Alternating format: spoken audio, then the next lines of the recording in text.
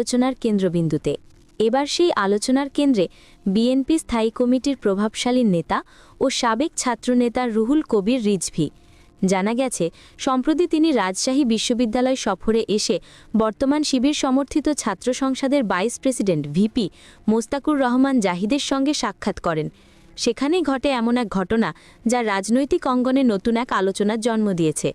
প্রত্যক্ষদর্শীরা জানান, রাজশাহী বিশ্ববিদ্যালয়ের ভিপি মোস্তাকুর রহমান জাহিদের নেতৃত্বে ইসলামী ছাত্র শিবির সমর্থিত নেতাকর্মীরা রিজভীকে ফুল দিয়ে স্বাগত জানান এবং ক্যাম্পাসের সংগঠনের কার্যক্রম, শিক্ষাবান্ধব পরিবেশ ও নৈতিক নেতৃত্ব গঠনের নানা দিক তুলে ধরেন। এসব শুনে রিজভী নাকি সত্যিই অভিভূত হয়ে পড়েন। তিনি প্রকাশ্যে প্রশংসা করে বলেন, তোমাদের শৃঙ্খলা, তোমাদের আচরণ সবকিছুতেই আমি এক ভিন্ন ধরনের নেতৃত্বের ছাপ দেখছি। এখানেই শেষ নয়, রিজভী নাকি আরও বলেছেন, বাংলাদেশের রাজনীতিতে এখন নৈতিক নেতৃত্বের অভাব, আর সেই